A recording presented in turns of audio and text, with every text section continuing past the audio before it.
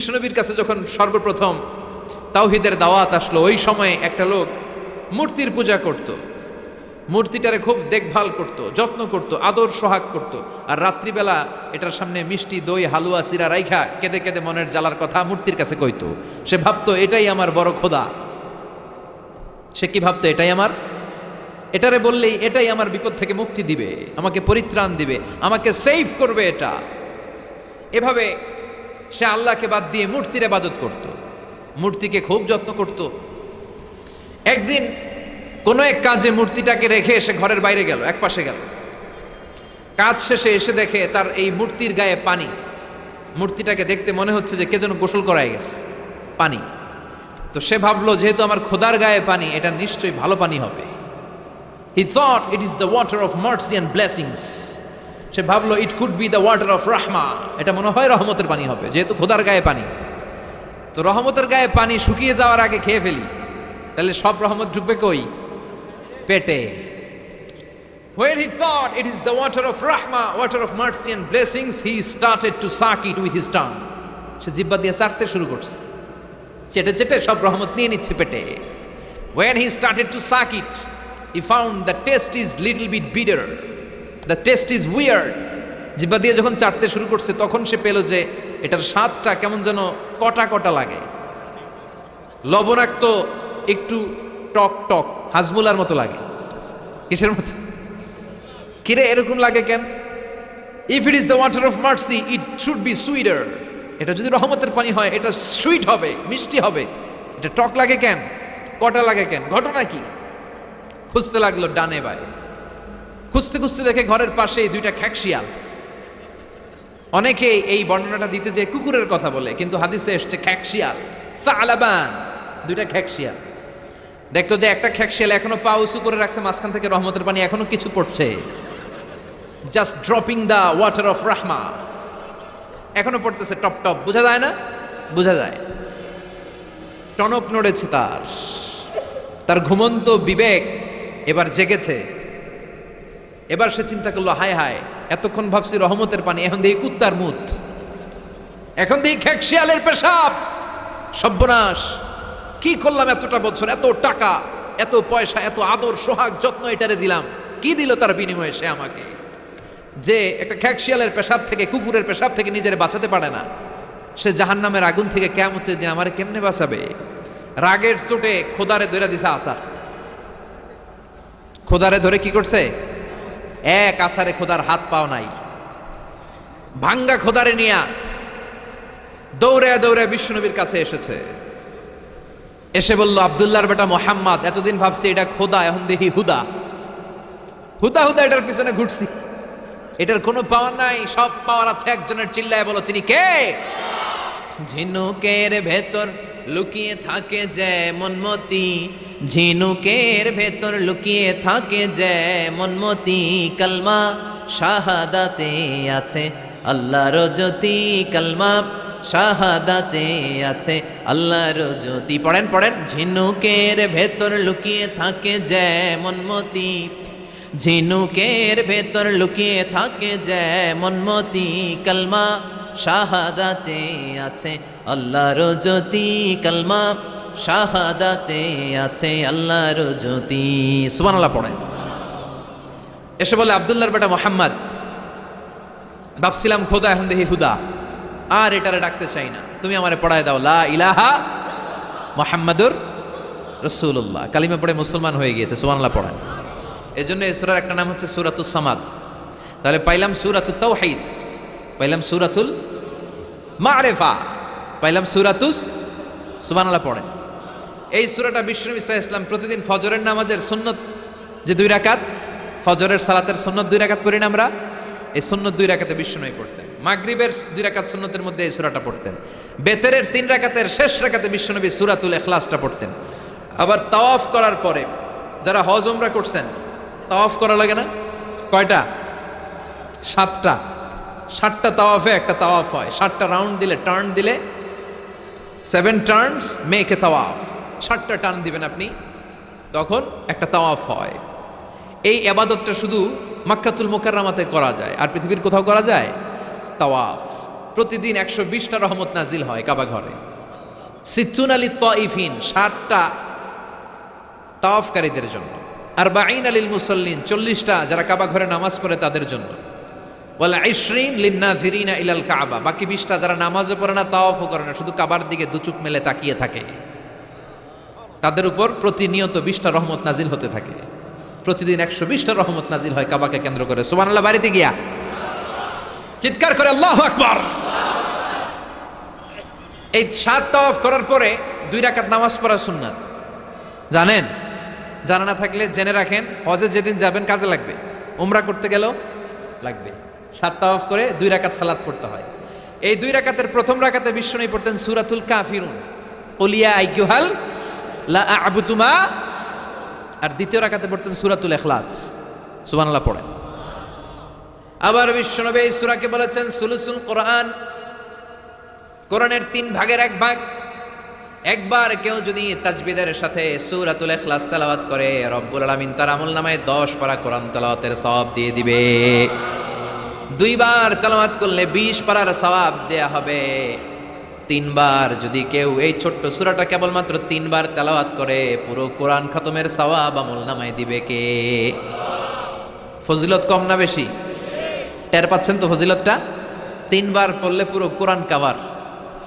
কোন মুহাদ্দিসিন বলেছেন না, বিশ্বনবী সুলুসুল কোরআন দ্বারা 1/3 অফ দ্য বুক দ্বারা এটা বুঝায় নাই। বিশ্বনবী বুঝিয়েছেন পুরো কোরআনটাকে যদি প্রেসাইজ করা হয়, কনসাইজ করা হয়, যে হুজুর পুরো কোরআনের সব কথাগুলোর আপনি প্রেসাইজ করে 3 শব্দে আমারে বলেন যে পুরো কোরআন আল্লাহ কি বলেছে, তাহলে আমি বলবো কোরআনে আল্লাহ আপনাকে বলেছে তাওহীদের কথা, বলেছে রিসালাতের কথা, আর বলেছে আখিরাতের কথা।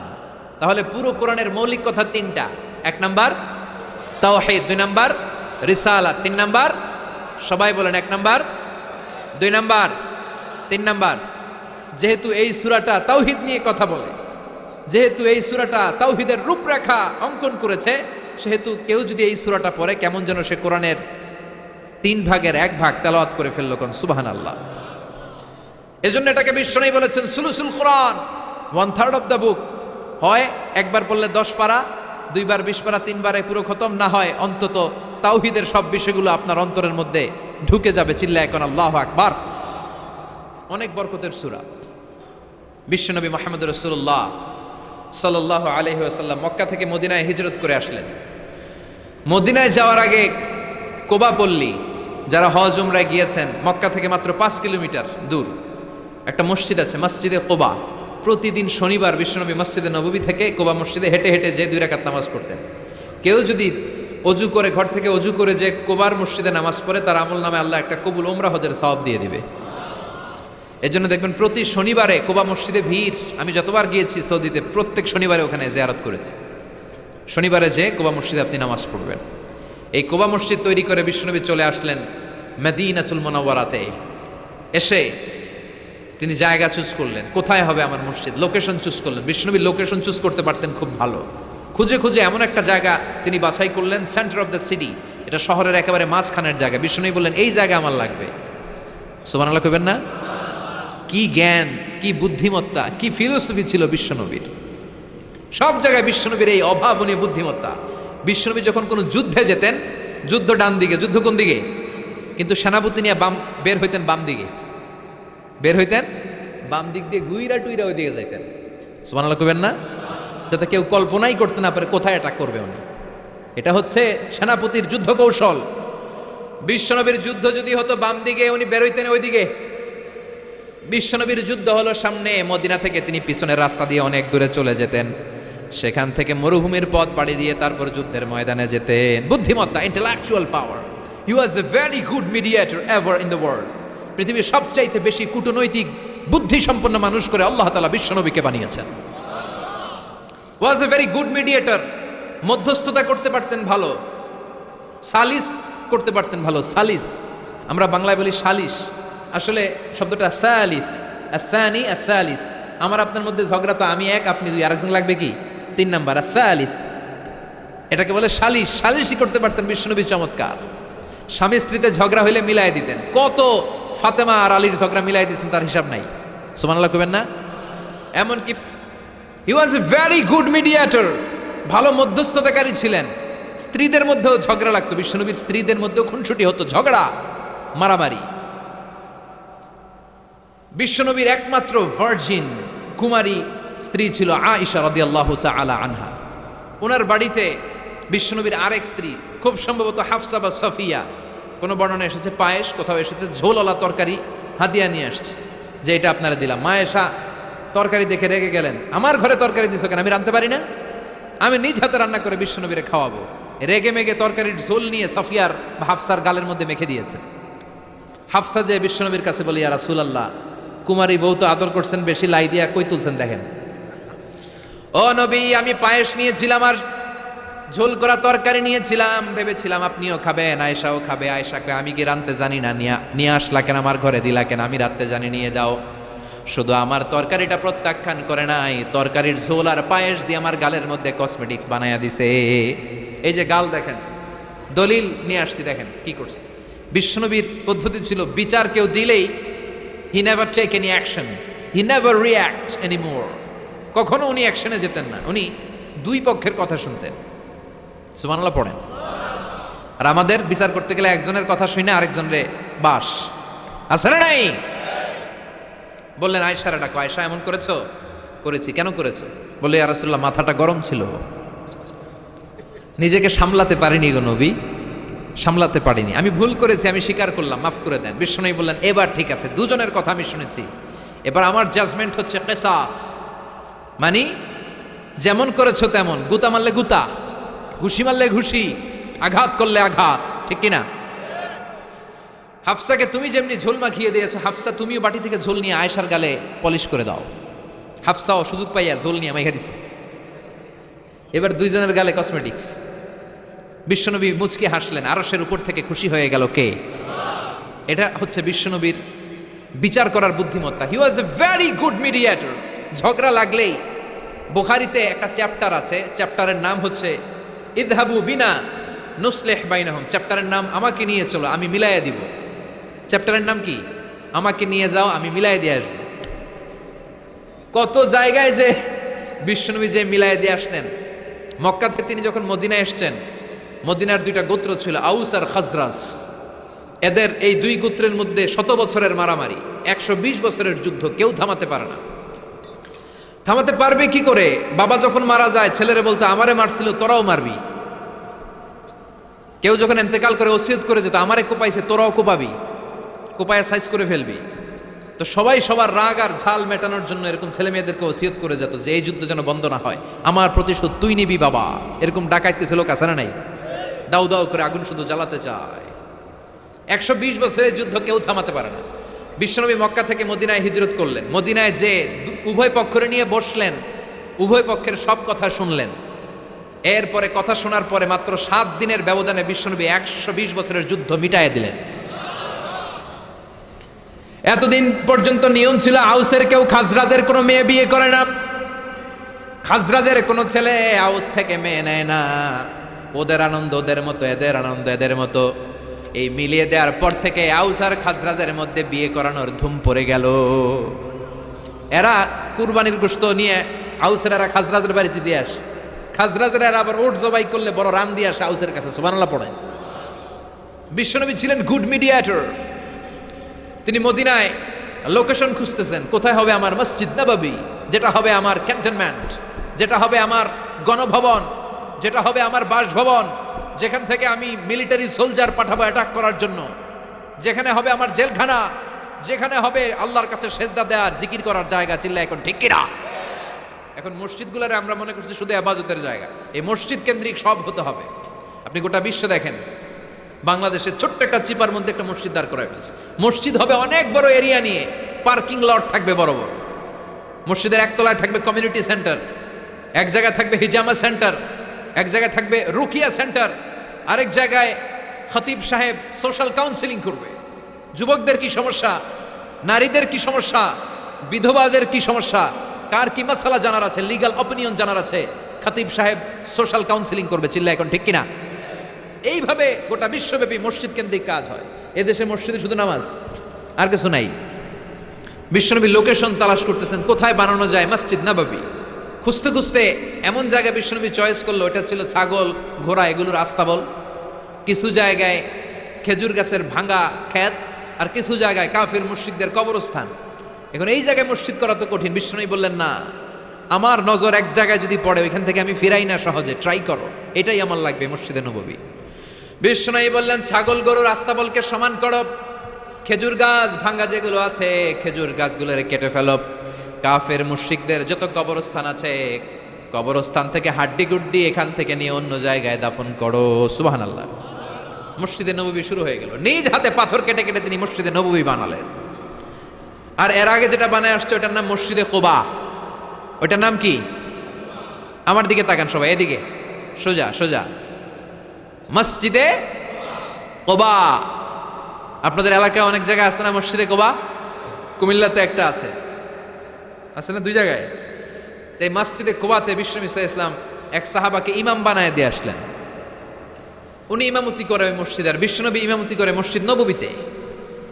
মসজিদে কুবার যে ইমাম, তিনি প্রতি রাকাতে জাহারি কেরাতে মানে মাগরিব এশার ফজরের সালাতে প্রত্যেক রাকাতে সূরা ফাতিহার পরেই এই সূরা ইখলাস পড়ে। শুনতেছেন? প্রত্যেক রাকাতে সূরা ফাতিহার পরে কি পড়ে? ইখলাস। মাগরিবের প্রথম রাকাতেও ইখলাস, দ্বিতীয় রাকাতেও ইখলাস, এশার প্রথম রাকাতে ইখলাস, দ্বিতীয় রাকাতেও ইখলাস। ইখলাস পরে এরপর অন্য একটা সূরা পড়ে, কিন্তু শুরু করে ইখলাস দিয়ে। ফজরের প্রথম রাকাতেও ইখলাস, দ্বিতীয় রাকাতেও। মুসল্লিরাকে পাইছি কি? পাইছি কি? খালি ইখলাস, খালি ইখলাস যে ধরছে। আপনি পাইছেন কি বলেন? ইমাম সাহেব বলে, কিছুই পাই নাই, আমার মন চায় আমি পড়ি, তোর মন চাইলে তুই পড়, নাইলে যা। তোর কমিটির সভাপতি সেক্রেটারি এই মসজিদের ইমাম হিসেবে আমার নিয়োগ দেয় না, নিয়োগ দিছে বিশ্বনবী। আমার নিয়োগ যদি বাতিল করতে হয় লাগবে বিশ্বনবীরে তুই ভাগ। তোমার মনে চাইলে পড়ো, নাইলে অন্য মসজিদে পড়ো, যাও মিয়া। এটা তো সভাপতির সেক্রেটারির নিয়োগ দেয়া মসজিদ না, এটা নিয়োগ দিয়েছে বিশ্বনবী, ঠিক কিনা? নিয়োগ বাতিল করলেও কে করবে? বিশ্বনবী। সবাই বিশ্বনবীর কাছে যে বললো, ইয়া রাসূলুল্লাহ, এমন মুসল্লি এমন ইমাম আপনি দিয়ে আসছেন, উনি ইখলাস ছাড়া আর কিছু পড়ে না। বিশ্বনবী বললেন, তাই নাকি? এমন করে কেন? ডেকে আনো। ডেকে আনা হলো। বিশ্বনবী বললেন, ওরে সাহাবী, ঘটনা কি হাসা? কয় হাসা। প্রতি রাকাতে সূরা ইখলাস পড়ো, তোমার কি কোরআন থেকে অন্য কোন সূরা মুখস্থ নাই? সাহাবী বলে, নবী, সব মুখস্থ আছে, কিন্তু এই সূরাটা আমার পড়তে ভালো লাগে, কারণ ফিহি সিফাতুর রহমান, এই সূরার ভেতরে আমার আল্লাহর পরিচয় আছে গো নবী। আমার আল্লাহর পরিচয়টা খুব সুন্দর করে দেয়া, আমার রবের কথা এই সূরার পরতে পরতে পাওয়া যায়, এজন্য এই সূরাটা পড়তে আমি বড্ড ভালোবাসি। বিশ্বনবী বললেন, ইমামতি যাবে না, তোরটা পার্মানেন্ট হয়েছে। আল্লাহু আকবার। তোর ইমামতি পার্মানেন্ট করে দিলাম, যেমনে পড়াইতি এমনেই পড়াবি। প্রতি রাকাতে এই সূরাতুল ইখলাস তুমি পড়ো, সমস্যা নাই। এই যে তুমি সূরাতুল ইখলাস পড়ো, সূরাতুল ইখলাসকে ভালোবাসো, আল্লাহ বলেছেন এই ইখলাসের ভালোবাসার কারণে কিয়ামতের দিন আল্লাহ তোরে জান্নাতে ঢুকায়া দিবে। এই ইখলাসের ভালোবাসার কারণে আনতা মিন আহলিল জান্নাহ, তুমি জান্নাতে যাবা। হুব্বুকা ইয়াহা ইউদখিলুকাল জান্নাহ, এই সূরার ভালোবাসাই তোমার জান্নাতে ঢুকায়া দিবে। সুবহানাল্লাহ পড়েন। এজন্য সূরা বেশি বেশি পড়তে রাজি আছেন তো? বিশ্বনবী তাবুকের যুদ্ধে গেলেন। তাবুকের ময়দানে বিশাল যুদ্ধের ময়দান, বিশ্বনবী 30,000 সৈন্য নিয়ে গিয়েছেন, আর খ্রিস্টানদের সৈন্যদের সংখ্যা হচ্ছে প্রায় 40,000। কিন্তু বিশ্বনবী যুদ্ধে এসেছেন শুনে খ্রিস্টান বাদশা দৌড়, সৈন্যবাহিনী নিয়ে সব পালায় গেছে। যুদ্ধ ছাড়াই বিশ্বনবীর বিজয় দিছে কে? বিশ্বনবী তো মহা খুশি, আল্লাহর শুকরিয়া আদায় করলেন। যুদ্ধের ময়দানে বিশ্বনবী দাঁড়িয়ে আছেন, হঠাৎ দেখলেন সাইয়েদনা জিব্রাইল আকাশ থেকে জমিনে নেমে আসছে। জিব্রাইলকে আল্লাহ তাআলা 600 পাখা দিয়েছিলেন। সহিহ মুসলিমের বর্ণনা, রাআ রাসূলুল্লাহি জিবরিলা ওয়া লাহু 600 জানাহ। 600 পাখা। কয়শো? 600 পাখা মেলে সাইয়েদনা জিব্রাইল নেমে আসছেন। ওনার পাখার কারণে সূর্যের আলো পৃথিবীর মধ্যে পড়তে বাধা সৃষ্টি হচ্ছে। অন্ধকার দেখে বিশ্বনবী তাকিয়ে দেখে জিব্রাইল একা না, জিব্রাইলের সাথে হাজার হাজার ফেরেশতার বহর। বিশ্বনবী বললেন, কত ফেরেশতা এসেছে? কয় 1,40,000। সাইয়েদনা জিব্রাইল বললেন, ও নবী, আপনি যুদ্ধের ময়দানে আল্লাহর শুকরিয়া করেন, আর ওই মদিনাতে আপনার কলিজার টুকরা সাহাবী মুআবিয়া ইবনে মুআবিয়া আল মুজানি একটু আগে শেষ নিঃশ্বাস ত্যাগ করেছে গো নবী। বিশ্বনবী পড়লেন, ইন্না লিল্লাহি ওয়া ইন্না ইলাইহি রাজিউন। সাইয়েদনা জিবরাইল বলেন, নবী এইমাত্র মুআবিয়া ইবনে মুআবিয়া আল মুজানি দুনিয়া থেকে বিদায় নিয়েছে, আপনি কি তার রুহের মাগফিরাতের জন্য গায়েবানা জানাজা পড়বেন না? বিশ্বনবী বললেন, অবশ্যই পড়ব। সাহাবাদের মধ্যে ঘোষণা দিয়ে দিলেন, সবাই ওযু করে আসো। যুদ্ধের ময়দানে আল্লাহ আমাদেরকে বিজয় দিয়েছে, আর খবর পেলাম মদিনাতে আমার সাহাবা মুআবিয়া ইন্তেকাল করেছে। মুআবিয়ার রুহের মাগফিরাতের জন্য আমরা গায়েবানা জানাজা পড়ব। পড়েন সুবহানাল্লাহ। গায়েবানা জানাজা কি বুঝেন? লাশ থাকে না সামনে, লাশ নাই, 4 তাকবীরে এটা আপনি পড়তে পারেন, এটা আপনি পড়তে পারবেন। লাশ নাই কিন্তু তার জন্য দোয়ার জন্য পড়তে পারবেন। জানাজা মানেই দোয়া, দোয়া লিল মাইয়িত।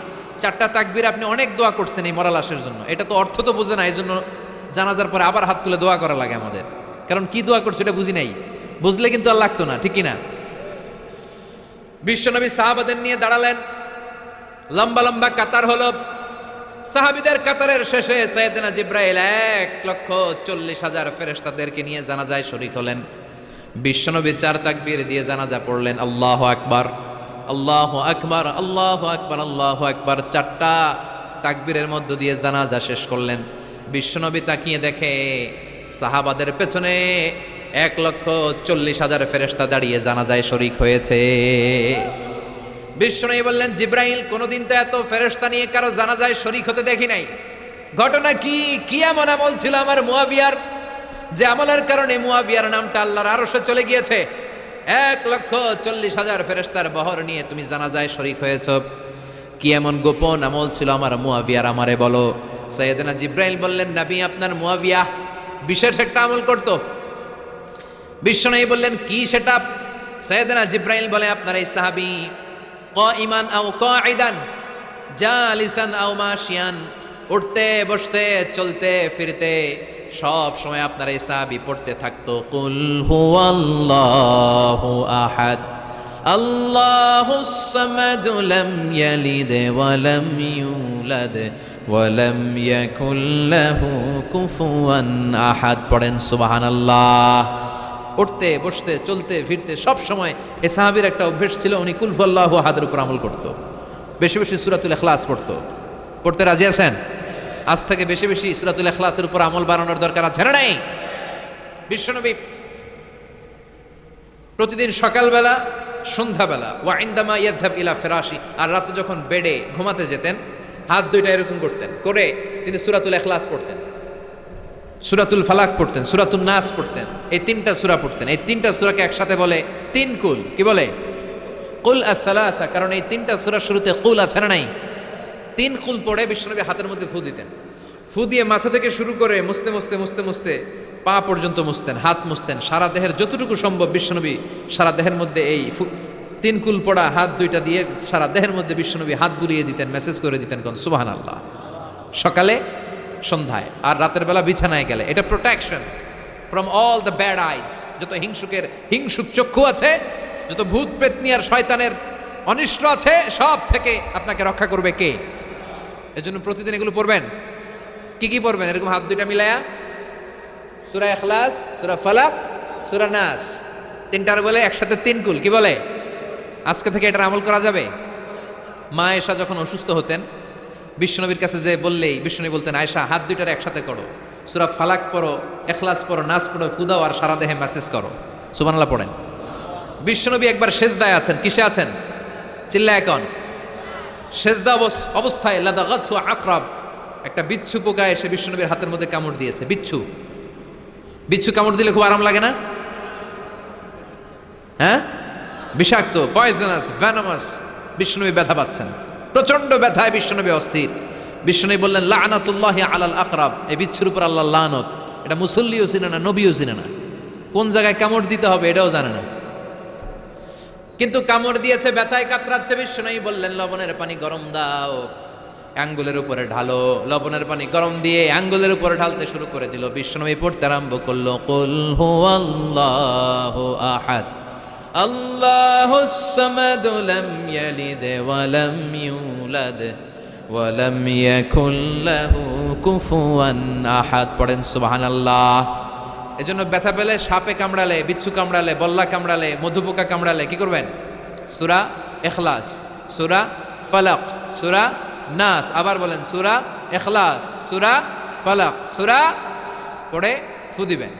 আর রাত্রেবেলা সকালবেলা ঘুমোতে যাওয়ার আগে হাতের মধ্যে ফুল দিয়ে সারা দেহে মেসেজ। মনে থাকবে না? মাহফিল শেষ, ওয়াজও শেষ, মনে থাকবে তো?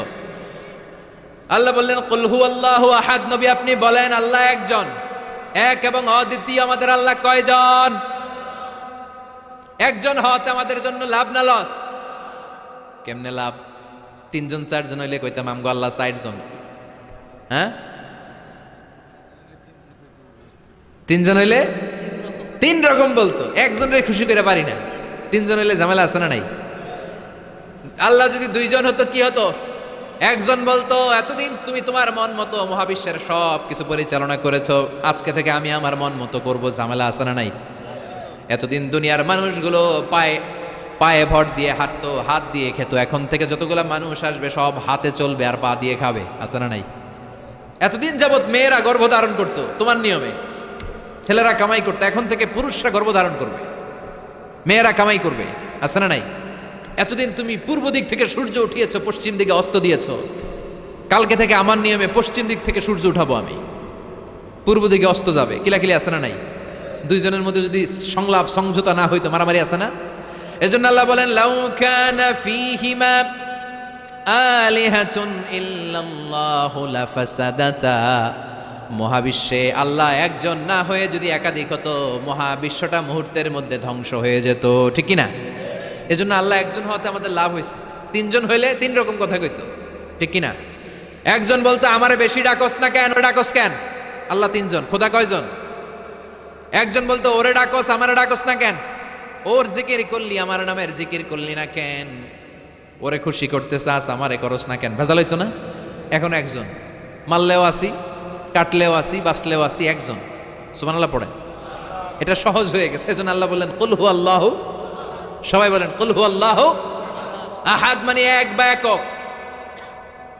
আল্লাহর কোনো শরীক নাই, তার কোনো সাথী নাই, তার কোনো বন্ধু নাই, তার কোনো বাবা নাই, তার কোনো পিতা নাই, তিনি হলেন আহাদ। আহাদ হচ্ছে আল্লাহর চমৎকার একটা নাম। সাইয়েদনা বেলাল রাদিয়াল্লাহু তাআলা আনহুকে ঈমান আনার জন্য অত্যাচার শুরু করা হলো। এমন কোনো মাইর নাই তারা দেয়া হয় নাই, পিটিয়ে পিটিয়ে রক্তাক্ত করে জমিনে ফেলে রাখা হতো, পিটিয়ে গোশত হাড্ডি থেতলে ফেলা হতো। প্রচন্ড মরুভূমির গরম বালুর মধ্যে ওনাকে শুইয়ে রেখে পেটের উপরে পাথর চাপা দেয়া হতো। বলতো এবার জিকির কর লা ইলাহা ইল্লাল্লাহ। বেলাল আর জিকির করতে পারে না, লা ইলাহা ইল্লাল্লাহ শ্বাস বের হয় না, শ্বাস যেটা ঢুকায় বের করতে পারে না, শ্বাস নিতে পারে না, লা ইলাহার আওয়াজ আর মুখ দিয়ে বের হয় না। এবার বেলাল ছোট্ট করে আল্লাহর ডাকে পড়ে আহাদ। কি পড়ে? আরো জোরে পড়েন। এজন্য আল্লাহ বললেন কুল হুয়াল্লাহু আহাদ, তিনি এমন আল্লাহ, তিনি হলেন আহাদ। আহাদ ছিল বেলালের জিকির। ঠিক কিনা? এখন আজান আছে কিন্তু বেলালের রূহ নাই, মানুষ আছে কিন্তু সেই ঈমান নাই। চিল্লা এখন ঠিক কিনা? আজ সেই কোরআন আছে, হাদিস আছে, সেই ঈমান আরে মানুষ নে, সেই আলী হায়দারে ওসমান নেই। আজানের ধ্বনি আছে আগেরই মতোই, আজানের ধ্বনি আছে আগেরই মতোই, বেলালের সেই রূহ নেই, বেলালের সেই রূহ নেই। আজ সেই কোরআন আছে, হাদিস আছে, সেই ঈমান আর মানুষ নেই, সেই আলী হায়দারে ওসমান নেই। ফলসফা আছে আগেরই মতোই, ফলসফা আছে আগেরই মতোই, গাজালির সেই তালকিন নেই, গাজালির সেই তালকিন নেই। আজ সেই কোরআন আছে, হাদিস আছে, সেই ঈমান আর মানুষ নেই, সেই আলী হায়দারে ওসমান নেই। চিল্লায় বলেন ঠিক কিনা? আজান আছে, বেলালের রূপটা নাই। দর্শন শাস্ত্র আছে, লজিক আছে, মান্তিক আছে, ফালসাফা আছে, কিন্তু গাজালির সেই তালকিন নাই। চিল্লায় এখন ঠিক কিনা? এজন্য আল্লাহ বললেন আমার নাম হলো আহাদ। কুল হুয়াল্লাহু আহাদ। এরপর আল্লাহ বললেন আল্লাহুস সামাদ, আমার নাম হলো সামাদ। ওনার নাম কি? সামাদ মানে অমুখাপেক্ষী, কাদিউল হাজাত, যিনি সবার চাহিদা পূরণ করে। তিনি কে? যিনি সবাইরে দেয়, কারো কাছ থেকে কিছু চায় না। তিনি কে? সবাই যার কাছে ঠেকা, যিনি কারো কাছে ঠেকা না। চিল্লায় বলেন তিনি কে? মা ইউসমাদু ইলাইহিল খালকু কুল্লু, যার দিকে গোটা পৃথিবী হাত পেতে ফরিয়াদ করে, যার দিকে পৃথিবীর সব সত্তা তাকিয়ে থাকে। তিনি রহমতের বারিধারা নাজিল করলে, তিনি রিজিক দিলে আমাদের বেঁচে থাকা সম্ভব। তিনি ছাড়া কেউ আমাদের রিজিকের যোগান দিতে পারে। তার নাম সামাদ। চিল্লায় বলেন তার নাম কি? আল্লাহ ডেকে বলে গোলাম লাউ আন্না আউওয়ালাকুম ওয়া আখিরাকুম ওয়া ইনসাকুম ওয়া জিন্নাকুম, তোমাদের শুরু থেকে শেষ পর্যন্ত, আদম থেকে শেষ পর্যন্ত যত লক্ষ কোটি মানুষ দুনিয়ায় আসবে, সবগুলো মানুষ বিশাল এক মরু প্রান্তরে দাঁড়িয়ে যদি আমি আল্লাহর কাছে চাইতে শুরু করে দাও, সবাই যদি আল্লাহর কাছে মনের সব চাওয়াগুলো বলে, আল্লাহ আমারে বাড়ি দাও, আমারে গাড়ি দাও, নারী দাও, এটা দাও, ওটা দাও, আমারে সব দাও, আল্লাহ সবাইকে সব যদি দান করে দেয়, আল্লাহর ক্ষমতার 1 ইঞ্চিও কমবে না, আল্লাহর ধনভাণ্ডারের 1 ইঞ্চিও ঘাটতি হবে না। সুবহানাল্লাহ পড়েন। এজন্য কেউ যেটা পারে না, পারে কে? আমাদের যার যা দরকার আল্লাহ যদি সবাইরে সব দিয়ে দেয়, ওনার ভান্ডারের কিছু কমতি হবে? এজন্য ওনার নাম সামাদ। সবাই ওনার কাছে হাত পাতে। উনি হাত পাতে কার কাছে? কথা কন। সবাই ওনার কাছে ঠেকা, উনি ঠেকা কার কাছে? এজন্য আল্লাহ বললেন কুল হুয়াল্লাহু আহাদু আল্লাহুস সামাদু লাম ইয়ালিদ ওয়া লাম ইউলাদ ওয়া লাম ইয়াকুল লাহু কুফুয়ান আহাদ। লাম ইয়ালিদ ওয়া লাম ইউলাদ, তিনি জন্ম দেয়ও নাই, জন্ম নেয়ও নাই। সুবহানাল্লাহ পড়ে। আমার বাবা আছে না? আপনার বাবা আছে না? আল্লাহর বাবা আছে? সুবহানাল্লাহ পড়ে। আমাদের ছেলে মেয়ে হয় না? আমাদের কারো ছেলে হয়, কারো মেয়ে হয়। আল্লাহর ছেলে মেয়ে আছে? কথা কন। মক্কার মুশরিকরা বলতো আল মালাইকাতু বানাতুল্লাহ, ফেরেশতারা আল্লাহর মাইয়া। কি কইতো? ফেরেশতারা আল্লাহর মেয়ে। আর বলতো সাইয়েদনা উযাইর আলাইহিস সালাম আল্লাহর ছেলে, সাইয়েদনা ঈসা আলাইহিস সালাম আল্লাহর ছেলে, ফেরেশতারা হলো আল্লাহর মেয়ে। আল্লাহ বলে ভুল বললি, লাম ইয়ালিদ ওয়া লাম ইউলাদ। সুবহানাল্লাহ। তার কোনো নসবনামা নাই, আমাদের নসবনামা আছে। আমার নাম মিজান, বাবার নাম আলী আহমদ, দাদার নাম জাইনুল আবেদিন, তার বাবা মাকরাম, তার বাবা অমুক সমুক। আছে না নাই? আপনার নাম কি? আপনার আব্বার নাম কি? তার বাবার নাম হাসেদ আলী, ওনার বাবার নাম? আপনার আব্বার নাম? হ্যাঁ, মমতাজ উদ্দিন। বাবার নাম কেরামত আলী। দাদার নাম খায়া ফলাইছে, মনে থাকে না আমাদের। বিশ্বনবীর বাবার নাম আব্দুল্লাহ, তার বাবার নাম আব্দুল মুত্তালিব, ওনার বাবার নাম হাশিম, ওনার বাবার নাম কিলাব, মুররা, গালেব, ফেহের, এভাবে যেতে যেতে আদনান, যেতে যেতে ইসমাইল, যেতে যেতে ইব্রাহিম আলাইহিস সালাম, যেতে যেতে শীস, যেতে যেতে আদম আলাইহিস সালাম। এটা বিশ্বনবীর নসবনামা, ঠিক কি না? আমাদের নসবনামা থাকে, আমাদের বংশ পরিক্রমা থাকে। আমার নাম অমুক, বাপের নাম অমুক, দাদার নাম অমুক। তো আল্লাহর নাম আল্লাহ, আল্লাহর বাপের নাম কি? আল্লাহর দাদার নাম আছে? আছে। এজন্য আল্লাহ বললেন লাম ইয়ালিদ ওয়া লাম ইউলাদ ওয়া লাম ইয়াকুল লাহু কুফুয়ান আহাদ। আল্লাহু আকবার। ওয়া লাম ইয়াকুল লাহু কুফুয়ান আহাদ, মহাবিশ্বে তার মতো কেউ নাই, তিনি তার মতো। লাইসা কামিসলিহি শাই, কেউ তার মতো নয়, তিনি তার মতো। সুবহানাল্লাহ। তার মতো ক্ষমতায়, তার মতো শক্তিতে, কুদরতে মহাবিশ্বে দ্বিতীয় কোন সত্তা আছে? সৌন্দর্যে আল্লাহর চেয়ে সুন্দর কেউ আছে? কথা কন।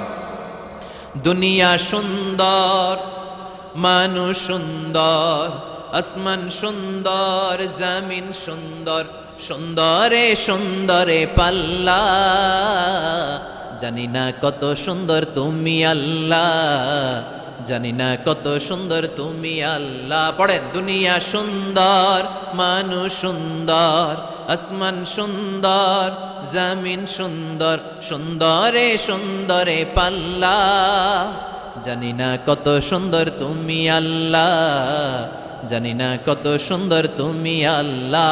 সুবহানাল্লাহ পড়েন। ইন্নাল্লাহা জামিল ইউহিব্বুল জামাল, আল্লাহ নিজে সুন্দর, আল্লাহ সৌন্দর্যকে পছন্দ করেন। মহাবিশ্বে তার সমকক্ষ কেউ নাই, তার মতো সুন্দর কেউ নাই, ঠিক কিনা?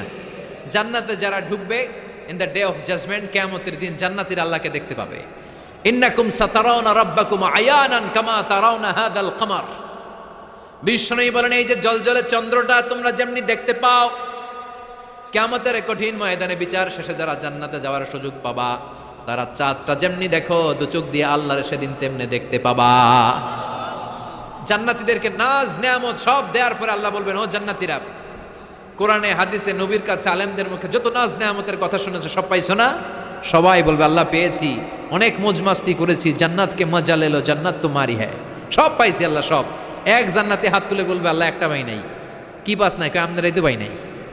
সুবহানাল্লাহ কইবেন না? আল্লাহ আপনারে পাই নাই। তখন আল্লাহ তাআলা নিজের গোপন সৌন্দর্যকে সেদিন জান্নাতীদের কাছে প্রকাশ করে দিবে। বিশাল এক কনফারেন্স রুমে জান্নাতের ভেতরে লক্ষ লক্ষ নবীদেরকে নিয়ে বসবেন, সবার সামনে থাকবে বিশ্বনবীর সিংহাসন। সুবহানাল্লাহ পড়ে। তারপরে অন্যান্য নবীরা, আল্লাহর ওলিরা, শাহিদরা, সালেহিনরা, মুমিন বান্দারা, আপনারা সবাই থাকবেন ওই দিন ইনশাআল্লাহ। কোন আল্লাহ তার নিজের সৌন্দর্য প্রকাশ করবেন জান্নাতীদের সামনে। লক্ষ লক্ষ কোটি কোটি জান্নাতীরা বসে থাকবে, আল্লাহ দেখাবেন ওনার সৌন্দর্য। 70,000 নূরের পর্দার কথা আমরা বলি, বর্ণনাটা দাঈফ, আসলে যে কত পর্দা আল্লাহই ভালো জানে। আমরা বলে থাকি 70,000। এই পর্দার অন্তরাল থেকে আল্লাহ তাআলা নূরের ঝলকানি একটু জান্নাতীদের দেখিয়ে দিবেন। উজুহু ইয়াউমা ইযিন নাযিরা ইলা রাব্বিহা নাযিরা। জান্নাতীরা পাগল হয়ে থাকবে আল্লাহর দেখার জন্য। আল্লাহ 1 সেকেন্ডের ক্ষুদ্র ভাগ 1 মাইক্রোসেকেন্ড, 1 মাইক্রোসেকেন্ডের 1000 ভাগ করলে 1 ন্যানো সেকেন্ড, 1 ন্যানো সেকেন্ডের জন্য আল্লাহ নূরের ঝলকটা জান্নাতীদের দেখিয়ে দিবেন। 1 সেকেন্ডেরও কম সময় দেখাবেন, দেখিয়েই নাই, কিন্তু 1 সেকেন্ডের জন্য কি যে এক ঝলক দেখলো জান্নাতীরা এরকম তাকায় থাকবে। এক তাকানোতে লক্ষ বছর কোটি বছর চলে যাবে, সামনে কিন্তু আল্লাহর নূর নাই। ওই যে 1 সেকেন্ড দেখাইছিল, পাগলের মতো তাকিয়েই থাকবে, লক্ষ কোটি বছর গুজরিয়ে যাবে। সুবহানাল্লাহ পড়েন। এজন্য সে আল্লাহ বললেন, কুল হুয়াল্লাহু আহাদ আল্লাহুস সামাদ লাম ইয়ালিদ ওয়া লাম ইউলাদ ওয়া লাম ইয়াকুল লাহু কুফুয়ান আহাদ। কুল হুয়াল্লাহু আহাদ। ও নবী আপনি বলেন আমি এক, আমি অদ্বিতীয়, আমার শরীক নাই। আল্লাহ নামটা এত মজার নাম, দেখেন হাজার হাজার বছর ধরে এই মহাবিশ্বে যত আল্লাহর প্রিয় বান্দারা একটা নামের জিকির করে, নামটা কি? কি নাম? আল্লাহরে প্রাণ থেকে, হৃদয় থেকে একটা ডাক দেন, চিল্লায় পড়েন আল্লাহ। হৃদয় থেকে আল্লাহরে ডাকেন, পড়েন ইয়া আল্লাহ। হাজার বছর ডাকলেও পুরান লাগবে না, পুরাতন মনে হয় না, প্রতিদিনই নিত্য নৈমিত্তিক নামটারে নতুন মনে হয়, ঠিক কি না? এজন্য আল্লাহ বললেন হুয়াল আউয়ালু ওয়াল আখিরু ওয়াজ যাহিরু ওয়াল বাতিন ওয়া হুয়া বিকুল্লি শাইইন আলিম। প্রথমেও আমি, শেষেও আমি, গোপনেও আমি, প্রকাশ্যেও আমি, ঠিক কি না? প্রথমে আল্লাহ আল্লাহ, শেষেও আল্লাহ আল্লাহ, আকাশে আল্লাহ আল্লাহ, জমিনে আল্লাহ আল্লাহ। পড়েন, প্রথমে আল্লাহ আল্লাহ, শেষেও আল্লাহ আল্লাহ, আকাশে আল্লাহ আল্লাহ, জমিনে আল্লাহ আল্লাহ। নিখিল জাহান গাই গুণগান তার নামে গাই, আমরাও গাহি তাআলা হামদে বারি তাআলা, হামদে বারি তাআলা, হামদে বারি তাআলা। সুবহানাল্লাহ পড়েন। তিনি প্রথম, তিনি শেষ, তিনি প্রকাশ্য, তিনি গোপন। এজন্য চাইতে হবে কার কাছে? ওনার নামটা কত সুন্দর দেখেন, আলিফ লাম লাম হা, আল্লাহ। এটার কোনো স্ত্রী বচন হয় না, এটার দ্বিবচন হয় না, এটার বহু বচন হয় না। ভগবানের ভগবতী আছে না নাই? ঈশ্বরের ঈশ্বরী, গডের গডেস। কিন্তু আল্লাহর নামের কোনো পরিবর্তন হয়? কি মজার নাম! বিপদে পড়লেই আমরা জপি। বিপদ যত বেশি হয় আল্লাহর নামের জিকির তত বেশি। আবার বিপদ যখন চলে যায় আল্লাহর নামের জিকিরও বন্ধ হয়ে যায়। এরকম ডাকাত আছে না নাই? فإذا ركبوا في الفلك دعوا الله مخلصين له الدين فلما نجاهم إلى البر إذا هم يشركون। আল্লাহ বলেন আমার কিছু কুলাঙ্গার বান্দা আছে যেগুলো বিপদে পড়লে আমার নামের জিকির করে, বিপদ চলে যায় আমি আল্লাহরে গালি মারে। এরকম ডাকাত আছে না নাই? ভূমিকম্প, আল্লাহ বাঁচাও, ভূমিকম্প নাই, ধুম্মা চলে ধুম, আছে না নাই? তুফানের মধ্যে পড়লে বলে আল্লাহ আমারে বাঁচাও। বজ্রপাতের মাঝখানে পড়লে আল্লাহরে ডাকে, আল্লাহ তুমি আমারে বাঁচাও। বজ্রপাত নাই, আল্লাহও নাই। এরকম ডাকাইতে আছে না নাই? এটা হচ্ছে মুনাফিকদের কারবার। মুমিনরা সবসময় জিকির করে একজনের, তিনি কে? এজন্য সূরাতুল ইখলাসের প্রথম আয়াত থেকে শিক্ষা হচ্ছে কুল হুয়াল্লাহু আহাদ। হে নবী আপনি বলেন আল্লাহ একজন, আমরা একজনের কাছে যাব। আমরা একজনের কাছে মনের জ্বালা যন্ত্রণা আকুতি চাহিদা সব পেশ করব, আমাদের মনের যা চায় সব দিলেও তার ঘাটতি হবে না। চিল্লা এখন ঠিক কিনা? এরপর আয়াতে আল্লাহ বললেন আল্লাহুস সামাদ, তিনি অমুখাপেক্ষী। গোটা বিশ্বের সবাই আল্লাহর কাছে ফরিয়াদ করে, আল্লাহ কারো কাছে ফরিয়াদ করে না, ঠিক কিনা?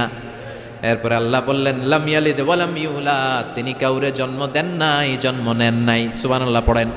ওয়া লাম ইয়াকুল লাহু কুফুয়ান আহাদ, তার মতো কেউ নাই।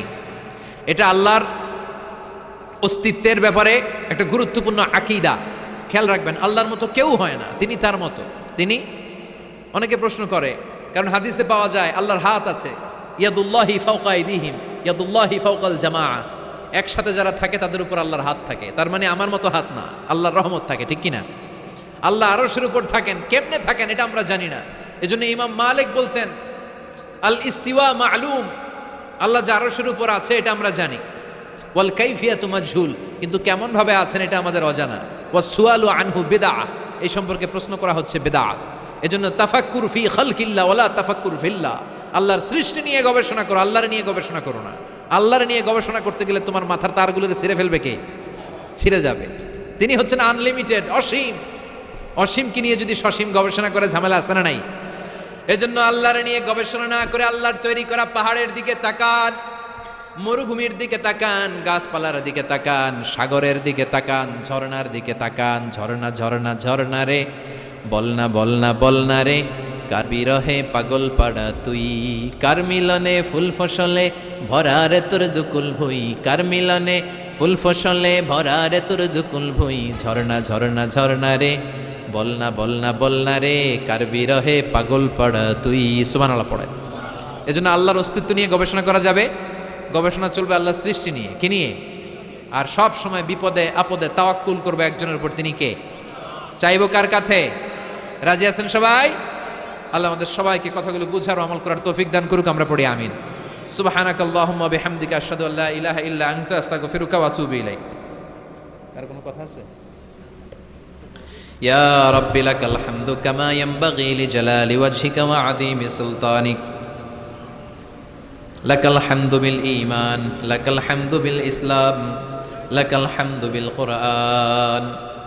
اللهم اجعل القرآن العظيم ربيع قلوبنا ونور صدورنا وجلاء أحزاننا وذهاب همومنا وغمومنا، واجعله شفيعنا يوم الحساب، وارزقنا تلاوته آناء الليل وأطراف النهار. اللهم آت نفوسنا تقواها، زكها أنت خير من زكاها، أنت وليها ومولاها. اللهم آتنا لسانا ذاكرا، قلبا شاكرا، بدنا على البلاء صابرا، الغفران من الذنوب الغابرة، الفكرة السليمة الطاهرة، فإن إرادتك على كل شيء قادرة.